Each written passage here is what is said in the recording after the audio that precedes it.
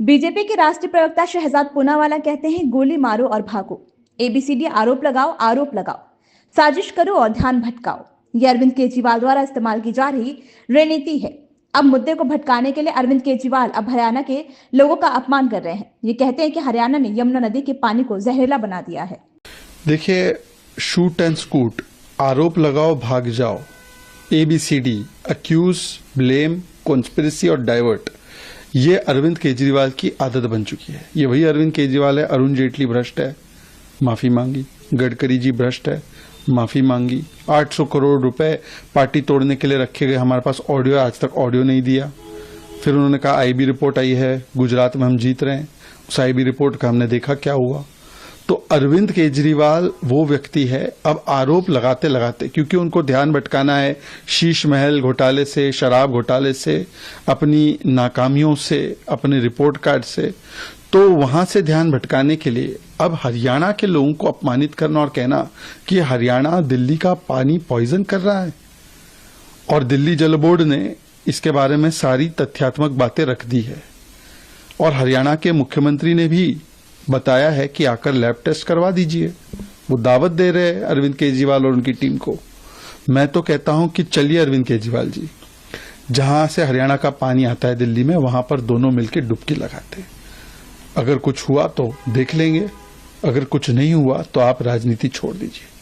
क्योंकि यमुना जी साफ नहीं कर पाए, 10 साल में घर घर जो साफ पानी देना है वो दे नहीं पाए, तो अपनी नाकामियों का ठीकरा अब हरियाणा वासियों के सिर पर फोड़ना। पोल्यूशन में भी पंजाब में सरकार आ जाएगी, पोल्यूशन कंट्रोल कर देंगे, ये वादा किया था। अब कुछ नहीं कर पाए तो हरियाणा उत्तर प्रदेश को गाली बकना कि इनकी वजह से होता है, दिवाली की वजह से होता है, फायर क्रैकर की वजह से होता है। तो हमेशा अपना ठीकड़ा किसी और के सिर माथे डालना, ये इनकी राजनीति का हिस्सा बन चुका है। पर आज सारी सीमाएं लांघ कर हरियाणा के लोगों का, उत्तर प्रदेश के लोगों का जो अपमान करने का दुस्साहस इन्होंने किया है, इसके लिए जनता इनको सबक जरूर सिखाएगी, राजनीतिक और इलेक्टोरल माध्यम से। ने कहा है कि भारतीय संविधान का अनुच्छेद 44 कहता है कि राज्य को पूरे भारत में समान नागरिक संहिता लागू करनी चाहिए। उत्तराखंड ने इसे लागू कर संविधान निर्माताओं का सपना साकार किया है। यह समय की बात है जब पूरा देश इस कानून को अपनाएगा।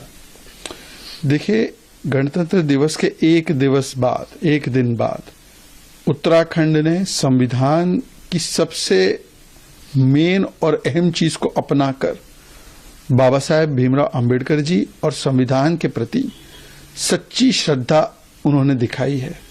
और महिला सशक्तिकरण और समानता का सबसे बड़ा हथियार यूनिफॉर्म सिविल कोड लागू हुआ है उत्तराखंड में, और पहला राज्य है जहां पर वो लागू हुआ है पूर्ण तरीके से।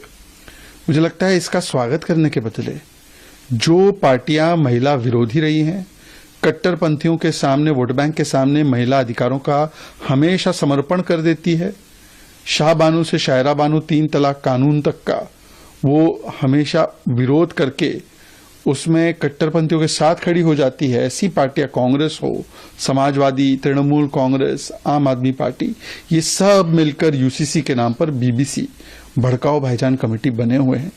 महिलाएं देख रही है कि किस प्रकार से महिला सशक्तिकरण का विरोध किया जा रहा है।